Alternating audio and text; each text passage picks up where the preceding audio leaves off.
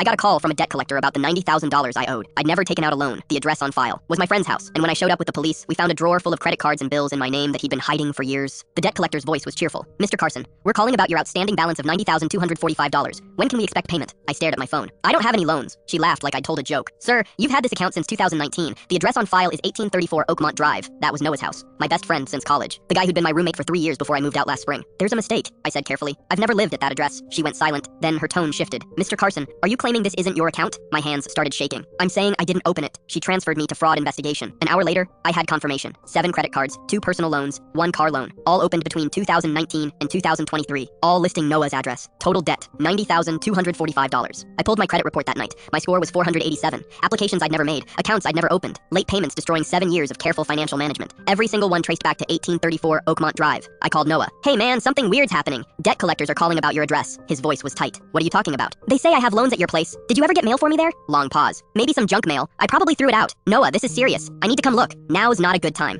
Can we do this tomorrow? No, I'm coming over. I showed up 20 minutes later with my laptop showing the credit report. Noah answered the door in sweatpants, blocking the entrance. This really isn't. Noah, I have $90,000 in debt I didn't create. Either we figure this out together or I'm calling the police. His face went pale. You don't need to do that. Then let me in. Inside, his apartment was messier than I remembered. Boxes everywhere, dishes piled in the sink. Where would mail for me be? I asked. He gestured vaguely toward the kitchen. Maybe that drawer? I opened the junk drawer. Underneath takeout menus and batteries, I found an envelope addressed to me. Then another. Then a credit card statement. My hands went numb. I pulled out the entire drawer and dumped it on his counter. 17 envelopes. All addressed to me at his address. All unopened. Noah, what the hell is this? He backed toward the door. I can explain. You have my mail. Unopened for years. It just started coming and I didn't know what to do, so where's the rest? His eyes flickered toward his bedroom. I pushed past him. On his desk was a locked filing box. Open it. Carson, please, open it or I'm calling 911 right now. His hands shook as he unlocked it. Inside were credit cards, 6 of them, all with my name embossed on the front, statements showing maxed out limits, a car loan document for a BMW I'd never seen, and receipts, designer clothes, electronics, vacation bookings to Cancun. You stole my identity, I whispered. I was going to pay it back. Noah's voice cracked. I got laid off in 2019, and I panicked, and your information was just there from when we lived together, and I thought I'd pay it back before you noticed, but then